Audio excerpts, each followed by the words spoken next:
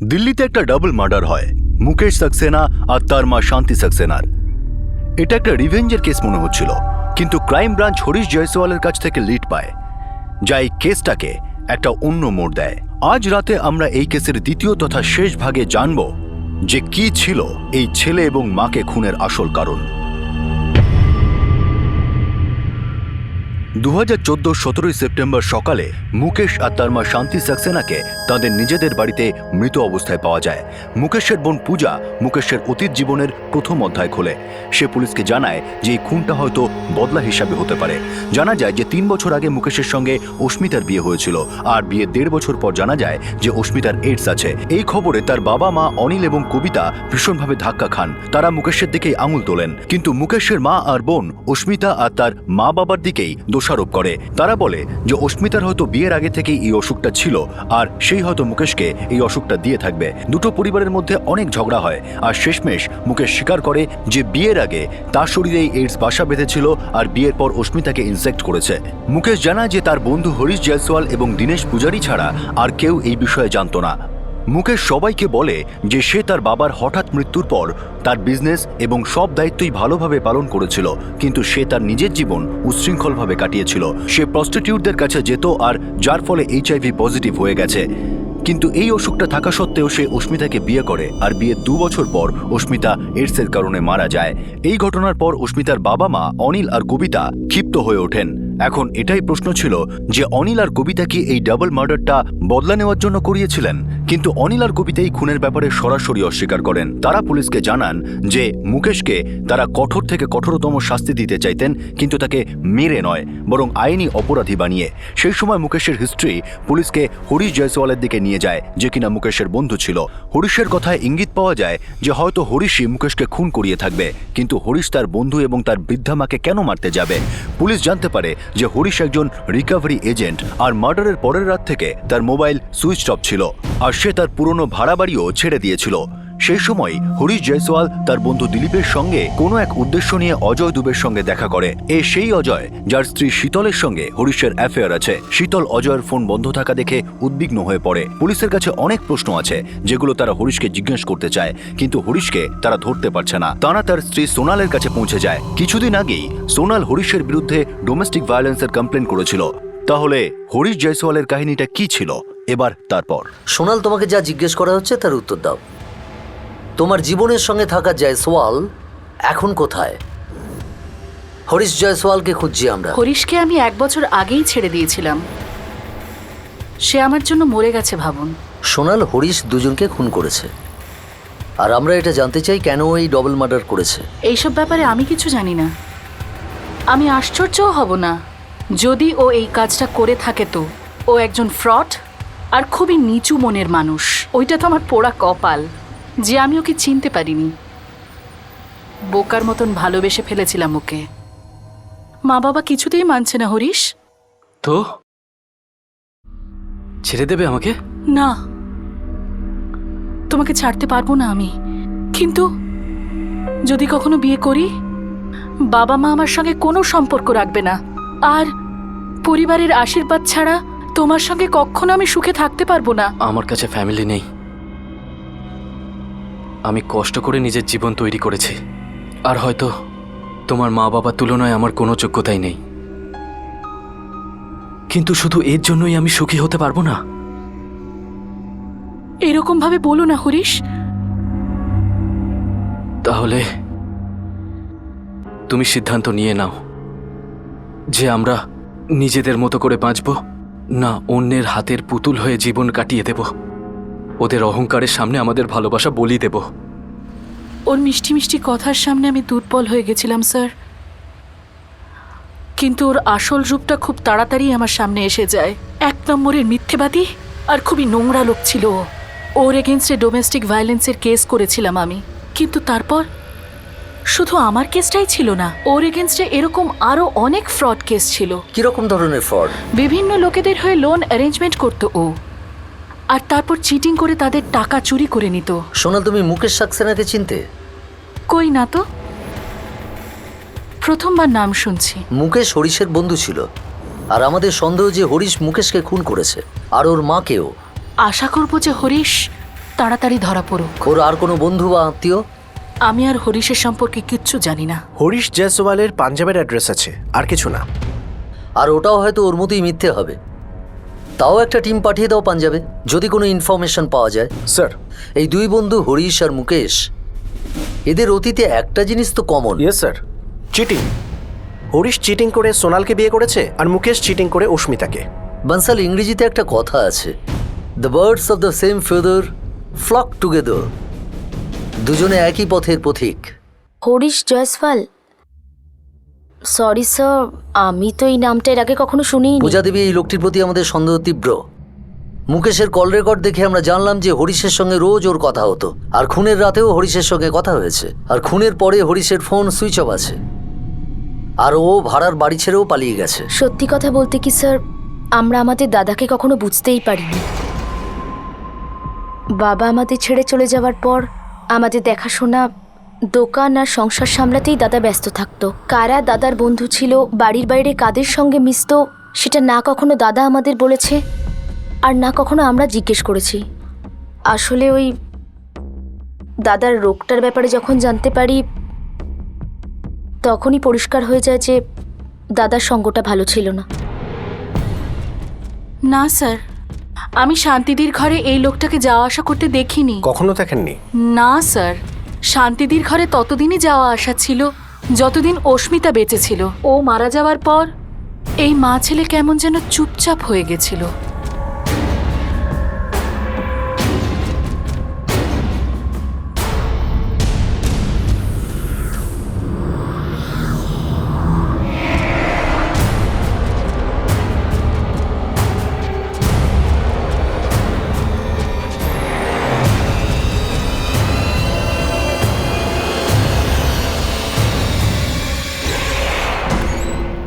Sir, Harish Jaiswal আর অস্মিতার মা বাবার মধ্যে কোনোভাবেই কোনো সম্পর্ক পাওয়া যাচ্ছে না। হরিশ জয়সওয়ালের রেকর্ডে আর কিছু পাওয়া গেল? না স্যার, ওর সব ফোন রেকর্ডস চেক করেছি।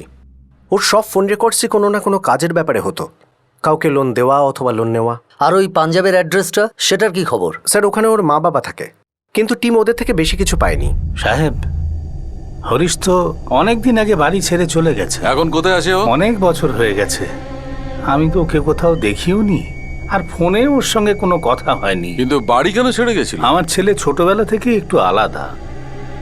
চিটিংবাজি করা, মিথ্যে কথা বলা, গুন্ডামি করা, এমনকি প্রায় দিনই পুলিশের হাতে মার খেত অথবা গ্রামবাসীর হাতে, তবু শোধরায়নি।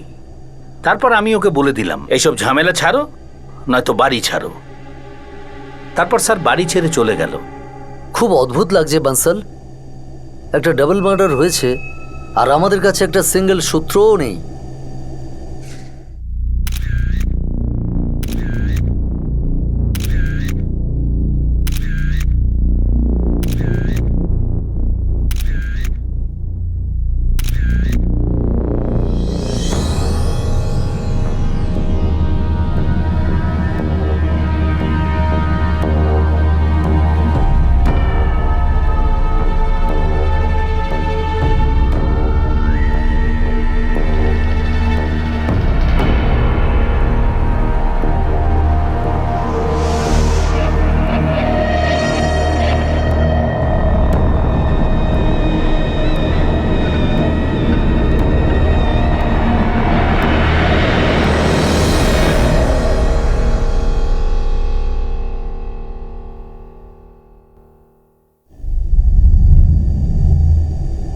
হরিশ 4 দিন হয়ে গেছে অজয় বাড়িতে ফেরেনি, ওর ফোনটাও বন্ধ রয়েছে। আরে সোনা, তোমার স্বামী হলো একজন ড্রাইভার, কোথাও ফেঁসে গেছে, হয়তো ফোনটা খারাপ হয়ে গেছে। কিন্তু আগে এটা কখনো হয়নি। জীবনে তো সব জিনিসই প্রথমবারই একবার না একবার হয়, ধরো এবার প্রথম হলো। আমি পুলিশের কাছে যাব? পাগলের মতো কথা বলো না শীতল, একটু সময় দিয়ে দেখো, হয় ফিরে আসবে নয় ফোন করবে। আর দেখো, ফালতু ফালতু পুলিশের চক্করে পড়ে কি হবে বলো?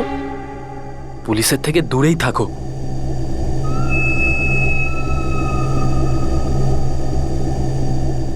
কি হয়েছে হরিশ? কাঁদছে নাকি?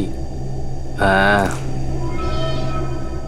সেটা তো হওয়ারই ছিল। কোনো ব্যাপার না, সময়ের ব্যাপার, নিজেকে সামলে নেবে। পাক্কা সামলে নেবে। আমারও কোনো ডাউট নেই দিলীপ, একটুও না।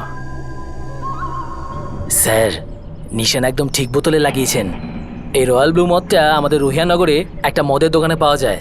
আর স্যার, আমাদের এই ঘুঘু কালকে গোটা একটা লিটার নিয়ে গেছে স্যার, রয়্যাল ব্লুর। হ্যাঁ, এই ছেলেটা তো কালই এসেছিল, এক বোতল রয়্যাল ব্লু নিয়ে গেল। চোখ সরাবি না ওর থেকে, আবার আসতে পারে। আমি আমার 4টে ছেলেকে এলাকায় লাগিয়ে দিচ্ছি স্যার, নজর রাখার জন্যে। কেউ না কেউ তোকে দেখতে পাবেই।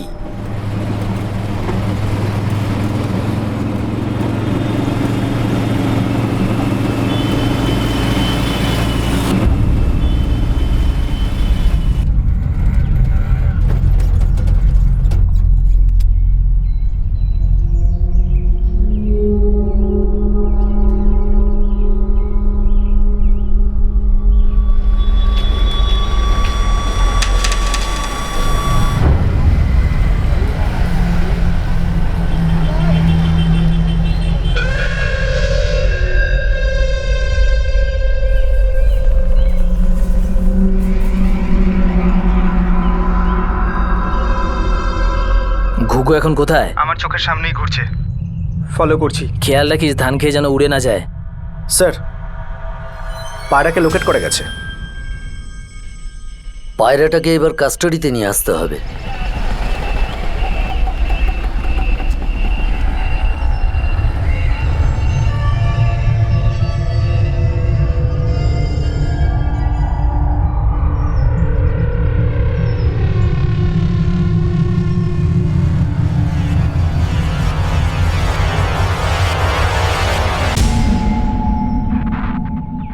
হরিশ, আমার খুব ভয় লাগছে, বুঝতে পারছি না কি হবে। আরে আমি থাকতে ভয় পাওয়ার কি আছে তোমার? বসো। তুমি জানো এখন ওর ফোনটা বন্ধ রয়েছে। হয়তো ও সেটাই করেছে যেটা তুমি করেছিলে, আমাদের দুজনের জন্য ও রাস্তা খুলে দিয়েছে।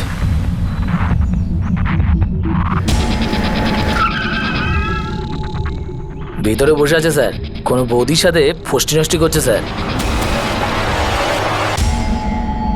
দেখো শীতল, তোমার, ওকে আর আমার খুশি হওয়া উচিত যে আমাদের মাঝে আর কোনোদিন অজয় আসবে না। তুমি এরকম কেন বলছো যে অজয়কে আর দেখতেই পারবো না? আরে কারণ এতদিন হয়ে গেছে ও তোমাকে একটাও ফোন করেনি।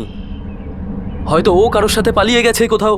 সময় এসে গেছে শীতল, তুমিও নিজের জীবনের গিয়ার চেঞ্জ করে ফেলো, ইউটার্ন নিয়ে নাও, কোনো নতুন রাস্তা ধরো।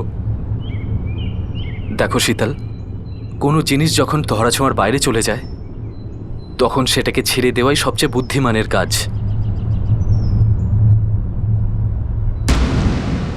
না হরিশ জয়সওয়াল, আমরা পুলিশের লোকেরা কোনো বুঝে শুনে কাজ করিই না, করতেই পারি না। জানিস কেন? কারণ আমাদের নাগালের বাইরে থাকা ক্রিমিনাল এখনো জন্মায়নি। মুকেশ সাক্সেনা হলো আমার বন্ধু। আমি জানি যে ওকে আর ওর মাকে কেউ মেরে ফেলেছে, কিন্তু আপনারা আমাকে কেন সন্দেহ করছেন? কারণ তোমার আর মুকেশের কমন গার্লফ্রেন্ড আমাদের সাক্ষী হয়ে গেছে। কি? কে? রয়্যাল ব্লু নাম ওই মেয়েটার। এই হলো হরিশ জয়সওয়াল, তোমার প্রিয় বন্ধু। এ সেই রাতে ক্রাইম সিনে জীবিত ছিল। এই আমাদের বলেছে যে আপনি হরিশ জয়সওয়ালকে তুলে নিন। ওই রাতে আমরা তিনজন একসাথেই ছিলাম, আমি, মুকেশ, হরিশ। খুব সুন্দর আড্ডা জমেছিল। কিন্তু তোমার এই প্রিয় বন্ধু এটা বলতে পারিনি যে তুমি কেন মুকেশকে খুন করলে। সে তো আমি এখনো বলতে পারবো না, কারণ যেটা হয়নি সেটা আমি কি করে বলতে পারবো। মুকেশ খুন হয়েছে এটা সত্যি, মুকেশকে খুন আমি করেছি এটা মিথ্যে। বন্ধু কখনো বন্ধুর গলা কাটে না, না বন্ধু বন্ধুর মাকে মারে। এখন এখান থেকে এগোনোর দুটো রাস্তা আছে আমাদের কাছে। একটা খুবই সোজাসুজি, ঠিকঠাক, ওতে তোমার কষ্ট কম হবে। আর দ্বিতীয়টা হলো একদম বাঁকা। সে রাস্তা দিয়ে হয়তো যাওয়া যাবে, কিন্তু যেতে গিয়ে অনেক কিছু ঘটবে। হয়তো তোমার এই হাত পা ভেঙে যাবে। ও হ্যাঁ, শীতল দুবেও এই পাশের ঘরেই আছে। এখন হয় তুমি বলবে, না হলে ও বলবে। আমার স্বামী অজয় দুবে, ওর একটা বন্ধু আছে দিলীপ, হরিশ দিলীপেরই বন্ধু। আর হরিশ একবার আমার স্বামীকে লোনও দিয়েছিল। আমি ওকে এইভাবেই জানি। এভাবেই চেনেন? এভাবে তো দেখাও করতেন, কারণ পার্কের দোলনায় বসে যেভাবে আপনারা ফষ্টি নষ্টি করছিলেন সেটা কিন্তু অন্য গল্প বলছে মিসেস শীতল অজয় দুবে। আপনি বলতে কি চাইছেন? আমি বলতে চাইছি যে মুকেশ সাক্সেনা আর ওর মা শান্তি সাক্সেনার মার্ডার হয়ে গেছে। আপনি কি জানেন এই মার্ডার সম্বন্ধে? আমি কিচ্ছু জানি না এই মার্ডার টার্ডার সম্বন্ধে। আমি 4 দিন ধরে নিজেই চিন্তায় রয়েছি। আমার স্বামী 4 দিন ধরে বাড়ি ফেরেনি, ওর ফোনটাও বন্ধ আছে। আপনি শীতলকে কেন মাঝখানে আনছেন স্যার? ও কিচ্ছু জানে না। কিন্তু আমরা এটা জানি যে আমাদের মুকেশ এবং শান্তি দেবীর খুনিকে দরকার। এবার হয় আমার তোমাকে ভাঙতে হবে, না হলে তোমার গার্লফ্রেন্ড শীতলকে। তুমিই ঠিক করো, যে কোনো একটাকে ধরো, আমরা অন্যটাকে ধরবো। আমি মুকেশের অসুখের ব্যাপারে জানতাম। ও জীবনের শেষ কটা দিন গুনছিল। ভাই ডক্টর বলছিল আমি পুরোপুরি ঠিক হয়ে যাব, কিন্তু ভাই এই এইচআইভি তো এইচআইভি হয়। তাই তুমি ওর কষ্ট সারা জীবনের জন্যই শেষ করে দিলে। নিজেই ঠিক করলে যে ওর শেষ দিন কোন দিন হবে। আর শান্তি দেবী, উনি কোন কষ্টে ছিলেন যে ওনাকেও ছুটি দিয়ে দিলে?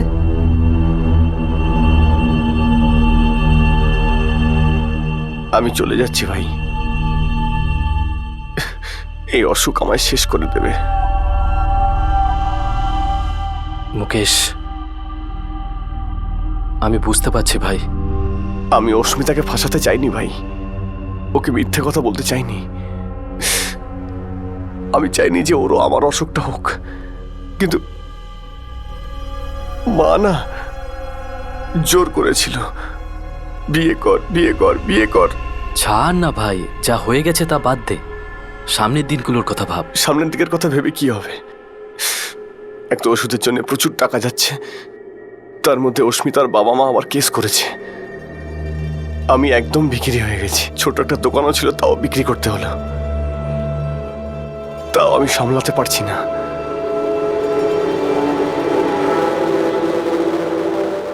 ভাই কিছু টাকা দিতে পারবি? কোন লোন টোনও যদি পাই।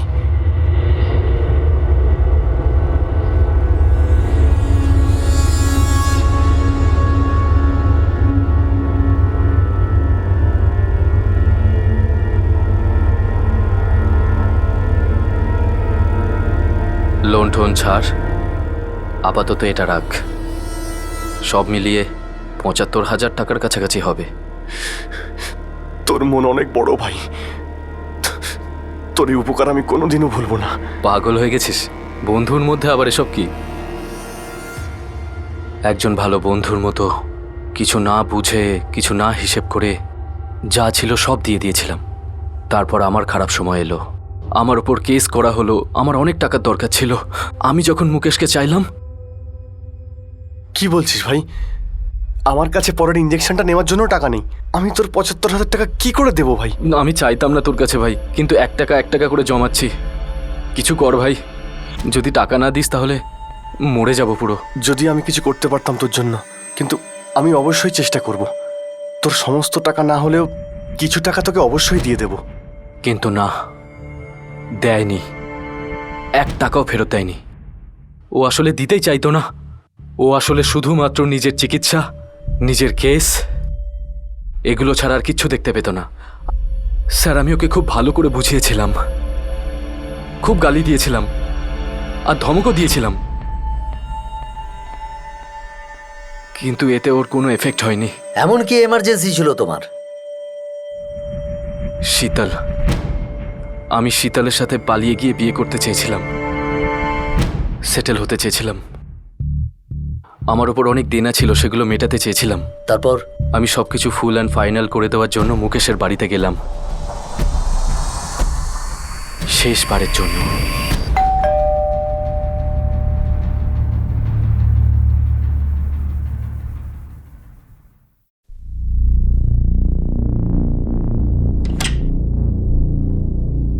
আরে আয়, ভেতরে আয়।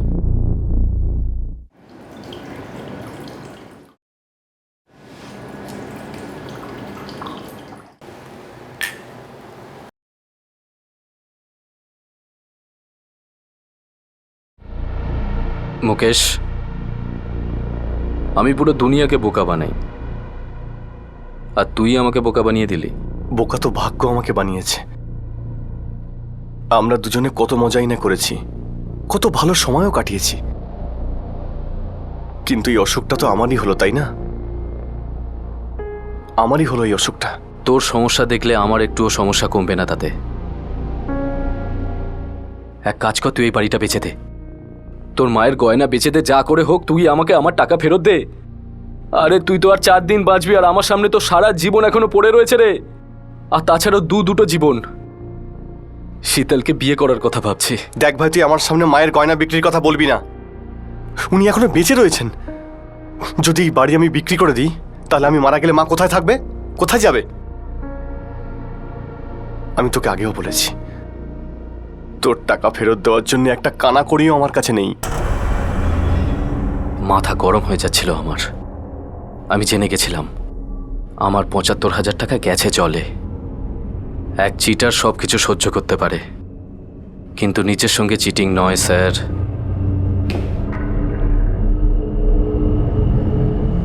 নেশার জন্য রাগ আরো বেড়ে গেছিল।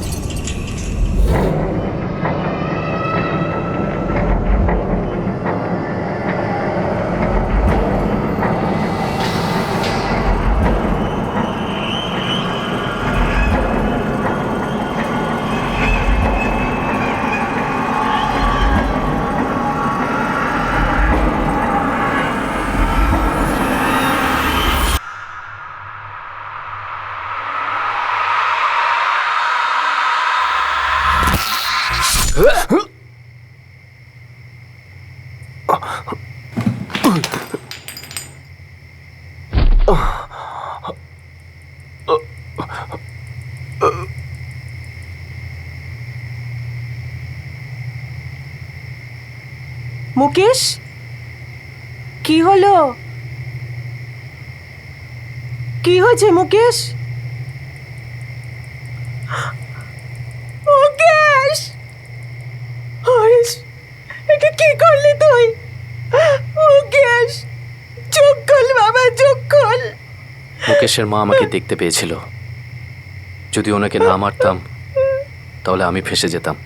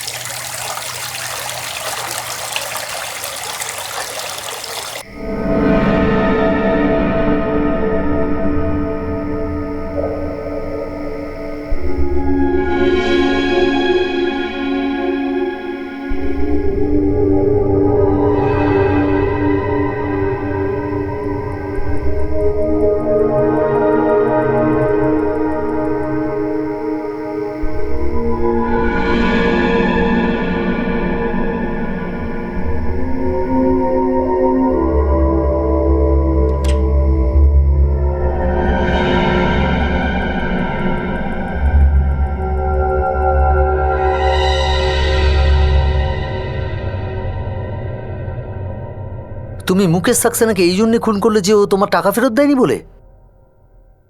হ্যাঁ স্যার। তোমাকে কেউ সুপারি দেয়নি তো মুকেশ সাক্সেনাকে খুন করার জন্যে? কে দেবে সুপারি? শুধুমাত্র তুমিই নও যে মুকেশ সাক্সেনার উপর রেগেছিলে। ছাড়ো, শীতলের হাজব্যান্ড অজয় দুবে, ও কোথায়?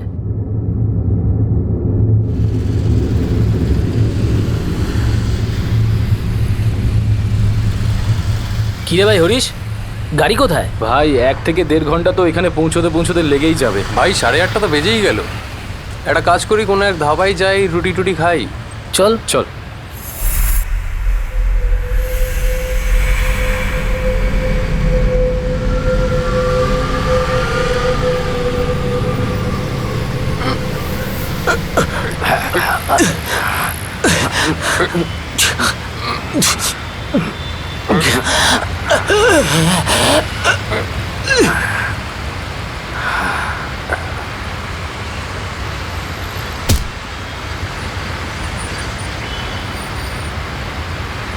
একে এখানেই কোথাও ফেলে দিই।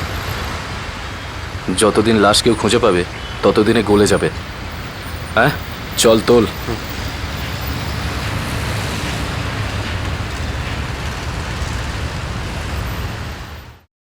শীতল আর আমার মধ্যে সবকিছু হচ্ছিল স্যার। ব্যাস অজয়ই একটা কাঁটা ছিল যাকে ও ছাড়ছিল না, তো আমি কাঁটা উফড়ে ফেললাম। তুমি এই জন্য একটি মানুষকে খুন করলে যে তোমার ধার শোধ করতে পারছিল না। তুমি ওর মাকে শুধুমাত্র এই জন্য মারলে যে তোমাকে ধরিয়ে দিতে পারত। আর তুমি একজন নিষ্পাপকে খুন করলে কেননা ওর বউ যে তোমার প্রেমিকা নিজের স্বামীকে ছাড়তে চাইছিল না। 3টে মার্ডারের পরে তোমার মনে হয়েছিল যে তুমি সুখে বাঁচতে পারতে। ধরা যদি না পড়তাম তো বাঁচতাম। শীতল কখনো জানতেই পারতো না যে ওর স্বামীকে আমি মেরেছি। খুব সুখে দিন কাটাতাম আমরা, কিন্তু এখন আর সম্ভব নয় সেটা। কপাল খারাপ আমার স্যার।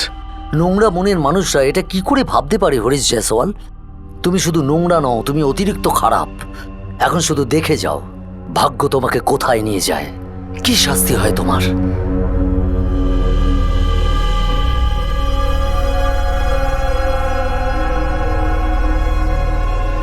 শীতল, আমরা তোমার স্বামীর লাশ খুঁজে পেয়েছি। খুব খারাপ অবস্থা, তুমি চিনতেও পারবে না। হরিশ? হ্যাঁ, স্বীকার করেছো। খারাপ লাগছে কেন? অজয় যদি তোমার এই নোংরামি সম্বন্ধে জানতে পারতো তাহলে ওর ভেতরে তো কিছু না কিছু নিশ্চয়ই মরতো। কিন্তু স্যার আমি ওকে ছাড়তে চাইনি। গাছেরও খাবে, তলারও কুড়বে। কিন্তু ম্যাডাম, এটা তো হয় না। অসততার কোনো বিকল্প হয় না, শুধু পাপ হয়, খুব খারাপ ভাবে। অন্যকে বলা মিথ্যে এবং নিজের মিথ্যে একদিন তো প্রকাশ পাবেই।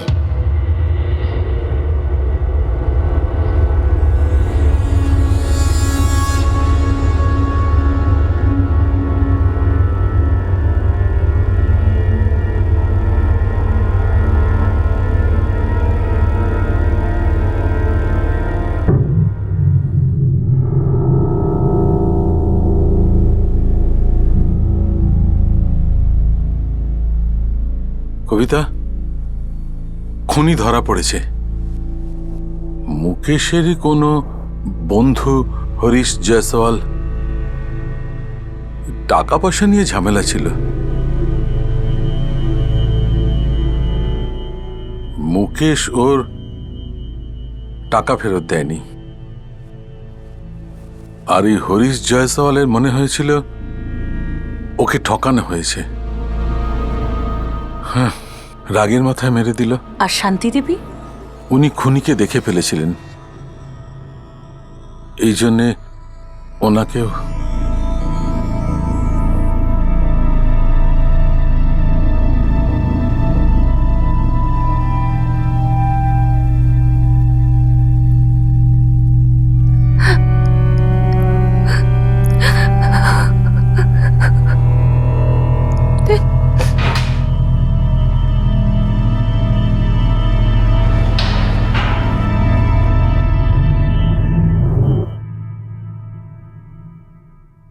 সব মানুষেরই জীবনে এমন একটা মোড় আসে যখন জীবনের গাড়ি অন্ধকারে ঢাকা একটা কানাগলির দিকে চলে যায়। কেউই নিজের ইচ্ছে এই কানাগলির দিকে যায় না, প্রত্যেকেই এই অন্ধকার গলি থেকে বেরোতে চায়। কিন্তু এই কানাগলির থেকে বেরোনোর জন্য অন্ধকার দূর করা প্রয়োজন, সেটাই সঠিক কাজ।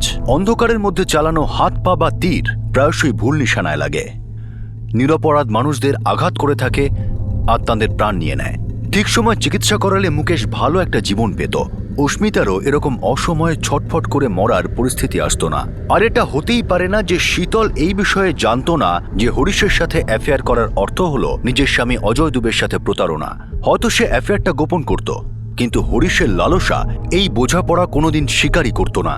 এটা শীতলের স্বার্থপরতা আর মূর্খতা ছিল যে সে ভেবেছিল একই সঙ্গে সে দুটি নৌকায় পা দিয়ে চলতে পারবে। হরিশ জয়সওয়ালকে মুকেশ সাক্সেনা আর তার মা শান্তি সাক্সেনাকে মার্ডারের জন্য আইপিসির ধারা 302 আর প্রমাণ লোপাটের জন্য 201 ধারা অনুযায়ী গ্রেফতার করা হয়েছে। সেই সঙ্গে অজয় দুবেকে মার্ডারের জন্য হরিশ জয়সওয়াল আর দিলীপের বিরুদ্ধে আইপিসির ধারা 302, প্রমাণ লোপাটের জন্য ধারা 201 আর কমন ইন্টেনশনের জন্য 34 নম্বর ধারা লাগু করা হয়েছে। দিলীপ ক্রাইম ব্রাঞ্চের সামনে স্বীকার করেছে যে অজয়কে খুনের আগে সে এই কথাটা জানতো যে হরিশ মুকেশ আর তার মাকে ইতিমধ্যেই খুন করেছে।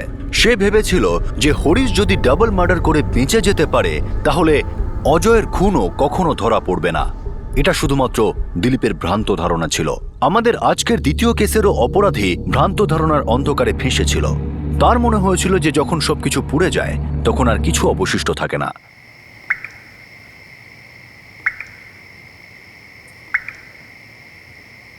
যখন ভালোবাসা জেগে ওঠে মনে হয় জাদু, আর যখন জেগে ওঠে ঘৃণা বুকের ভেতর জ্বলে ওঠে আগুন।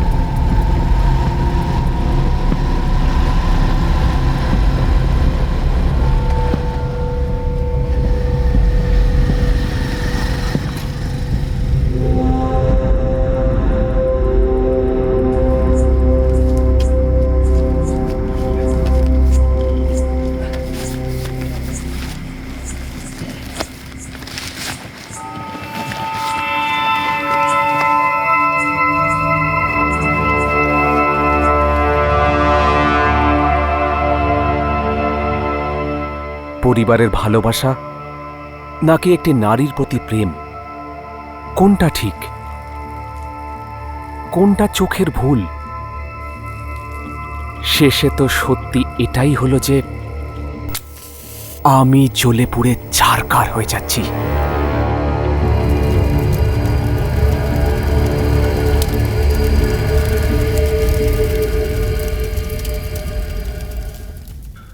যখন সম্পর্কে ঘুণ ধরে তখন প্রেম হাওয়া হয়ে উড়ে যায়।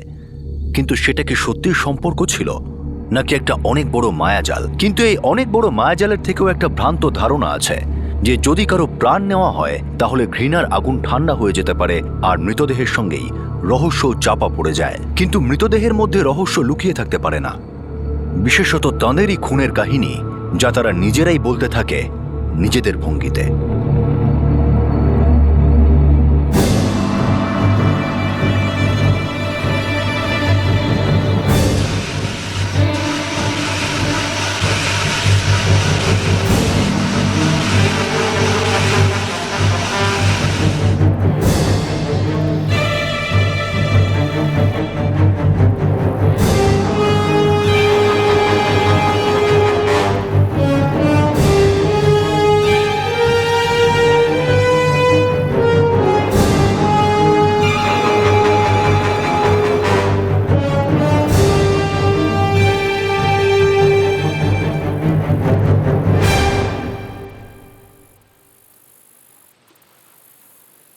আমি কাউকে দেখতে পাইনি স্যার। প্রত্যেক দিনের মতো সকালে কাজ ছাড়তে এসে দেখি কিছু একটা জ্বলছিল।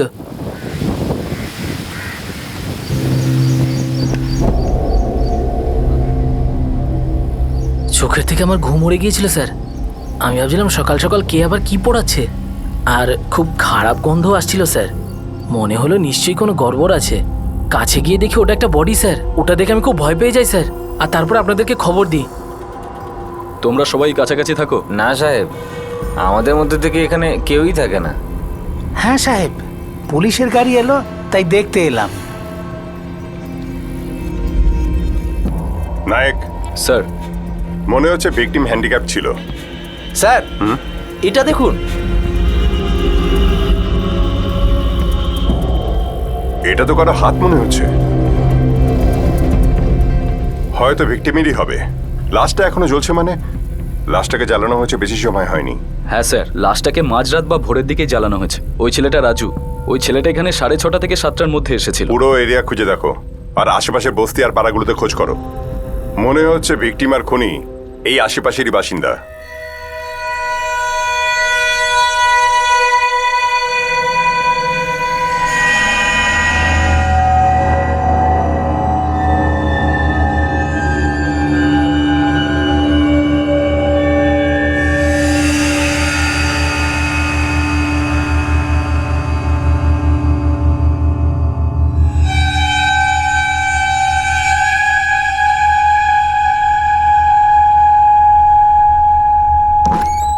স্যার, খোঁজ পেলাম মোটরসাইকেলে দুজন বসে ভারী একটা বস্তা নিয়ে যাচ্ছিল।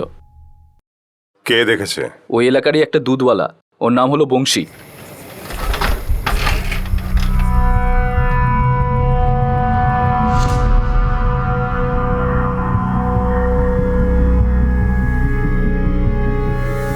আরে ওই কি দেখছিস বে? জায়গা নেই, ভাগ ভাগ।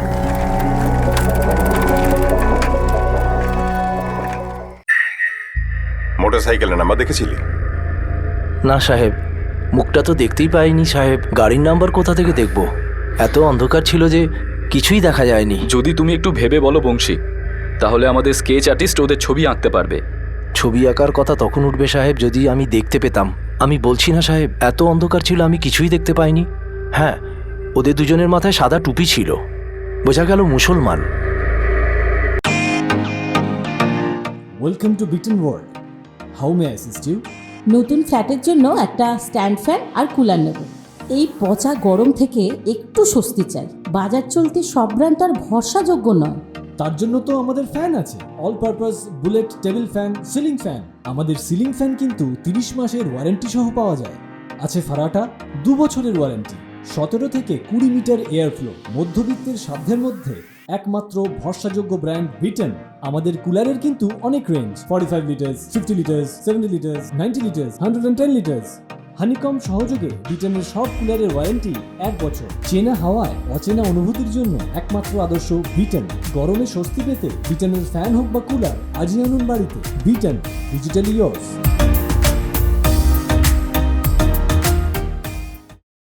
যদি তুমি একটু ভেবে বলো বংশী, তাহলে আমাদের স্কেচ আর্টিস্ট ওদের ছবি আঁকতে পারবে। ছবি আঁকার কথা তখন উঠবে সাহেব যদি আমি দেখতে পেতাম। আমি বলছি না সাহেব, এত অন্ধকার ছিল আমি কিছুই দেখতে পাইনি। হ্যাঁ, ওদের দুজনের মাথায় সাদা টুপি ছিল, বোঝা গেল মুসলমান। আরে ওই কি দেখছিস বে? ভিকটিম মুসলিম হতে পারে, সুন্নত হয়েছিল, আর মৃত্যু এখনো 12 ঘন্টা হয়নি। আর মৃত্যুর কারণ? মাথার পেছনে গভীরভাবে আঘাত করা হয়েছে আর হ্যামারেজে হয়েছে।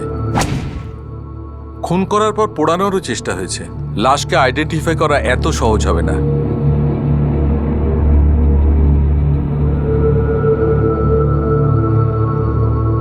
বোঝাই যাচ্ছিল যে লাশটা পুড়িয়ে ফেলা হয়েছিল যাতে তার আইডেন্টিফিকেশন কোনোভাবেই না করা যায়।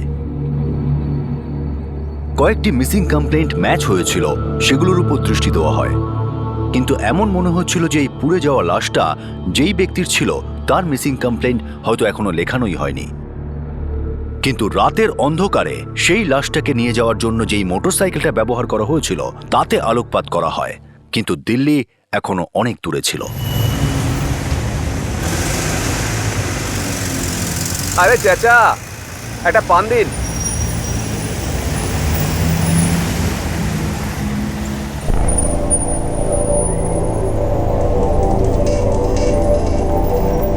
ওসমান, হ্যাঁ ভাই। এদিকে আয়। হ্যাঁ বলো। এই বাইকটা কার? কয়েকদিন ধরে এখানে পড়ে আছে।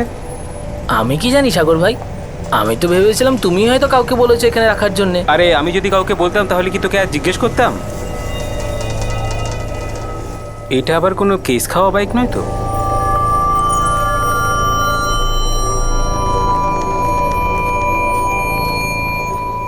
এখানে একটা বাইক পাওয়া গেছে স্যার। বাইকের নাম্বার হলো MHXR 4763।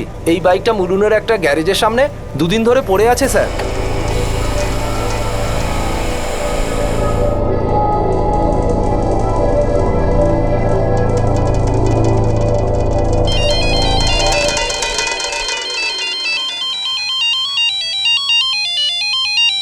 হ্যালো, হ্যাঁ হ্যাঁ, ওটা আমার বাইকের নাম্বার। তো বাইকটা রাস্তায় ফেলে রেখে গেছো কেন? রাস্তার উপর? কি বলছেন স্যার? কোথায় পেয়েছেন আমার বাইকটা? আরে স্যার, এ তো আমারই বাইক, কিন্তু আমি এটা বুঝতে পারছি না যে অন্য কারোর গ্যারেজের সামনে এটা কেন দাঁড়িয়েছিল। 2 দিন থেকে এখানে পড়ে আছে। আমি তো আমার বাইক ভাইজানকে দিয়েছিলাম। ঠিক আছে, কোনো ব্যাপার নয়, আমি কথা বলছি। স্যার, বাইক নিয়ে যাই এখন? না, প্রথমে কাগজপত্র চেক করতে হবে। ভেতরে এসো।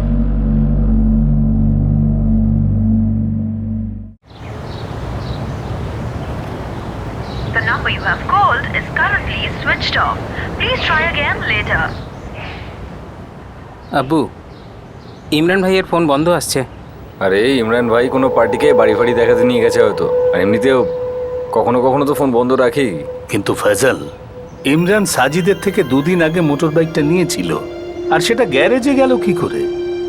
পুলিশের লোকরা বলছে যে গাড়ি 2 দিন পর্যন্ত ওখানেই দাঁড়িয়েছিল। ইমরান ভাই আমাকে বলেছিল যে 1 সপ্তাহের জন্য বাইক চাই ওনার, কিন্তু 2 দিন পরে এরকম রাস্তার উপরে কেন ফেলে রাখলো? সাজিদ, 1 সপ্তাহের জন্য তো বাইকটা নিয়ে যাচ্ছি। ঠিক আছে তো ইমরান ভাই, এমনিতেও এই সপ্তাহে কোনো কাজ নেই আমার, তুমি বিন্দাস নিয়ে যাও না। আসছি।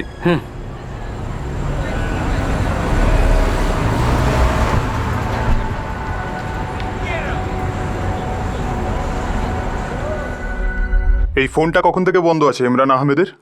আজ দুপুর থেকে ট্রাই করছি সাহেব। আসলে ভাইজান 3 দিন আগে আমার কাছ থেকে বাইক নিয়েছিল, 11ই জুন। 11ই জুন? কখন নিয়েছিল গাড়িটা? সন্ধ্যের সময় সাহেব। বলল 1 সপ্তাহের জন্য বাইক চাই আমার। আমি বললাম নিয়ে যাও, আমারও সেরকম কোনো কাজ ছিল না, আমি দিয়ে দিয়েছি।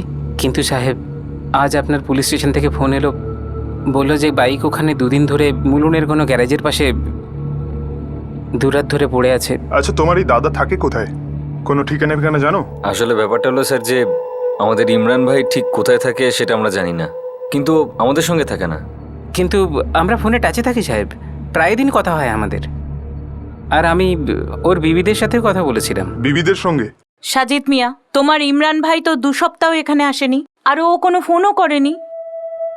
ব্যাপারটা কি বলবে একটু? সেরকম কোনো ব্যাপার নয় ফয়জা ভাবি, ওকে ফোনে পাচ্ছিলাম না তো, তাই ভাবলাম আপনাকে জিজ্ঞেস করে। মুমতাজকে জিজ্ঞেস করেছো? না সাজিদ ভাই, ইমরান তো এখানে অনেক দিন আসেনি। ব্যাপারটা কি? আরে মুমতাজ ভাবি, ওর ফোন লাগছিল না তাই জিজ্ঞেস করলাম। রাবিয়ার সঙ্গে কথা হয়েছে? না, ওনাকেও ফোনে পাওয়া যাচ্ছে না। এটা কিরকম কথা হলো? ইমরানকে ফোনে পাওয়া যাচ্ছে না, আর ওর 2 বিবিও ওর ঠিকানা জানে না, 3য় বিবিকেও ফোনে পাওয়া যাচ্ছে না। আমি জিজ্ঞেস করছি এসব কি হচ্ছে? এই ফয়সাল, তোর কাছে রাবিয়ার আর কোনো নাম্বার আছে? সাজিদ ভাই কি বলছো তুমি? যে নাম্বারটা সবার কাছে আছে সেটাই আমার কাছেও আছে। আসলে স্যার ব্যাপারটা হলো ইমরান ভাইয়ের আর এক বিবি হচ্ছে রাবিয়া, ভাইজান ওর সঙ্গেই থাকতো। তার মানে তোমাদের দুজনের মধ্যে কেউই জানো না যে রাবিয়ার বাড়ি কোথায়, যেখানে তোমাদের দাদা ইমরান থাকে? না স্যার, একটা কেস আছে। আমাদের এলাকার পাশের পাড়ায় একটা বডি পাওয়া গেছে পোড়া অবস্থায়, কিন্তু পোস্টমর্টেম হওয়ার পর জানা গেছে যে বডিটা মুসলিম ব্যক্তির। দেখুন, আমি এরকম বলছি কারণ এরা উইটনেস, এরা দেখেছে রাতে 2 জন লোক বাইকে করে বস্তার মধ্যে কিছু নিয়ে যাচ্ছিল, মনে হচ্ছে ওটা লাশই ছিল। আরে ওই কি দেখছিস বে? জায়গা নেই, ভাগ। দেখো সাজিদ আর ফয়সাল, আমি তোমাদের মিসিং কমপ্লেন লিখে তো নিচ্ছি, কিন্তু আমার মনে হয় তোমরা দুজন একবার এই পোড়া বডিটা দেখে নাও। কি বলছেন সাহেব আপনি? আমাদের ভাইজানের কোনো খবর নেই, আর আপনি একটা লাশ পেয়ে আমাদেরকে বলছেন যে ওই বডিটা গিয়ে দেখবো এখন? কি বলছেন স্যার? আমাদের ভাইজান তো খুব ভালো মানুষ, ওর কেউ খুন কেন করতে যাবে? দেখো, আমি তো তোমাদের একটা পরামর্শ দিচ্ছি, বডিটা দেখো একবার। আরে আমি কখন বললাম যে এই বডিটা তোমার দাদা ইমরানেরই? যে কোনো কারোর হতে পারে। Welcome to Beaten World. How may I assist you? নতুন ফ্ল্যাটের জন্য একটা স্ট্যান্ড ফ্যান আর কুলার নেব।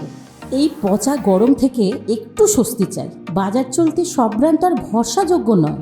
তার জন্য তো আমাদের ফ্যান আছে, all purpose bullet table fan, ceiling fan. আমাদের সিলিং ফ্যান কিন্তু 30 মাসের ওয়ারেন্টি সহ পাওয়া যায়। আছে ফারাটা 2 বছরের ওয়ারেন্টি, 17 থেকে 20 মিটার এয়ার ফ্লো, মধ্যবিত্তের সাধ্যের মধ্যে একমাত্র ভরসাযোগ্য ব্র্যান্ড বিটেন। আমাদের কুলারের কিন্তু অনেক range, 45 litres, 50 litres, 70 litres, 90 litres, 110 litres. Honeycomb সহযোগে বিটেনের সব কুলারের ওয়ারেন্টি 1 বছর। চেনা হাওয়ায় অচেনা অনুভূতির জন্য একমাত্র আদর্শ বিটেন। গরমে স্বস্তি পেতে বিটেনের ফ্যান হোক বা কুলার, আজই আনুন বাড়িতে। Beaten, digitally yours.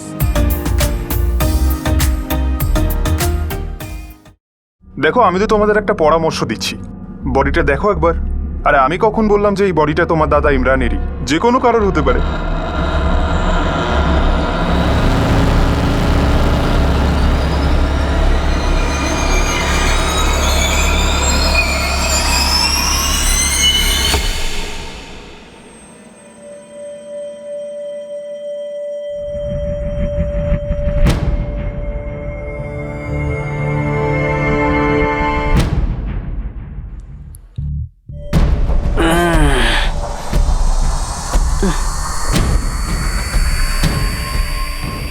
না সাহেব।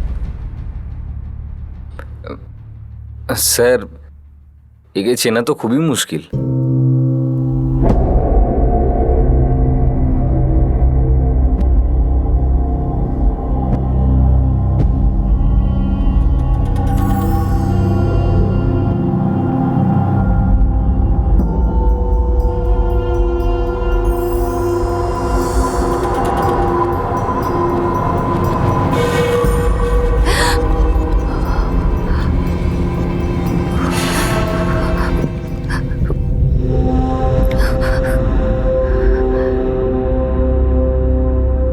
সাহেব, আমরা কেন, কেউই এই লাশ চিনতে পারবে না। রাবিয়া, ইমরানের তৃতীয় বিবি, এখনো ওর ফোন বন্ধ। হ্যাঁ সাহেব, কিন্তু সাহেব আমরাই যখন চিনতে পারলাম না তখন ও কি করে চিনতে পারবে? আপনারা আপনাদের আব্বুকে শনাক্তকরণের জন্য ডাকতে পারেন। পাওয়া গেছে ইমরানকে? তা সব ঠিক আছে তো? এই পুলিশরা চায় যে তুমিও একবার দেখে নাও। দেখে নেব? কি দেখে নেব সাজিদ? আমি ফয়জলকে পাঠাচ্ছি তোমাকে আনতে, ঠিক আছে? তুমি শুধু ওর সঙ্গে চলে এসো।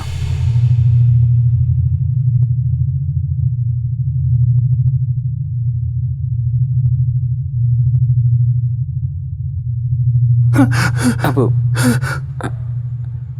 সাহেব, আমার মনে হচ্ছে যে আমাদের ইমরান ভাই নয় সাহেব। এটা ইমরান।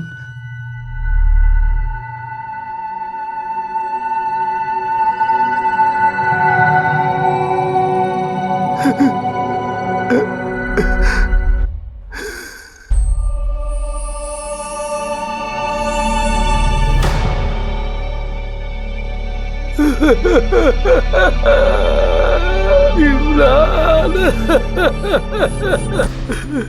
সাজিদ, ফয়জল, ওরা তো অনেক চেষ্টা করে ওকে চিনতে পারেনি, কিন্তু আমি তো ওর আব্বু না, আমি কি করে চিনতে ভুল করব?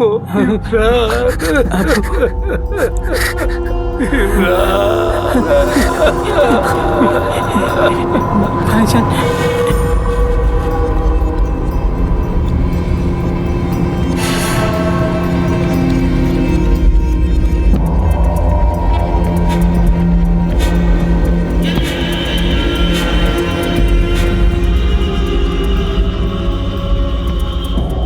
ভিকটিম হলো ইমরান, রাবিয়া আহমেদ, ইমরানের তৃতীয় বিবি। তবে রাবিয়ার ফোন এখনো সুইচড অফ।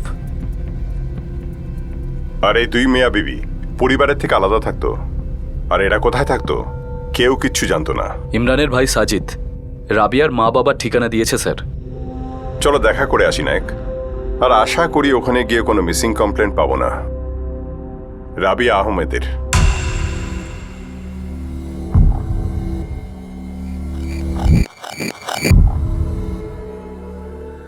আইডেন্টিটি নষ্ট করার উদ্দেশ্যে খুব খারাপভাবে পুড়িয়ে ফেলা একটা বেওয়ারিশ লাশের শেষমেশ শনাক্ত হয়ে গিয়েছিল। নির্যাতিত ছিল 40 বছরের ইমরান আহমেদ। খুনের আগে ইমরান তার ছোট ভাই সাজিদের কাছ থেকে তার মোটরসাইকেল 1 সপ্তাহের জন্য নিয়েছিল। আর এই বিষয়ে সম্পূর্ণ সম্ভাবনা ছিল যে দুজন খুনি ইমরানের লাশ নিয়ে সেই বাইকে করেই কোনো নির্জন জায়গায় নিয়ে গিয়ে পুড়িয়ে ফেলেছিল। আর এখন ইমরানের তৃতীয় স্ত্রী রাবিয়ার ফোনও সুইচড অফ ছিল, আর হয়তো সেও নিরুদ্দেশ ছিল। এই ভয়ঙ্কর খুনের আড়ালে খুব জটিল সম্পর্কের একটা মায়াজাল ছড়ানো, এমন সম্পর্ক যা এমন ভুল ধারণায় দাঁড়িয়ে যে সম্পর্কটা হয়তো ভালোবাসার সুতোয় বাঁধা আছে, কিন্তু বাস্তব এটাই ছিল যে একটা লাশ এইসব ভুল ধারণাগুলোকে, এইসব ভ্রমকে, এই মায়াজালকে ভাঙতে চলেছিল, হয়তো ভেঙে ফেলেছিল। বাজি এবার পুলিশের হাতে ছিল। খুনিদের কাছে পৌঁছতে তাদের এইসব মিথ্যে সম্পর্কগুলোকে শনাক্তকরণেরও দায়িত্ব ছিল। এই মার্ডার মিস্ট্রির দ্বিতীয় তথা শেষ ভাগ আমরা আপনাদের দেখাবো আগামী দিন, আগামী পর্বে।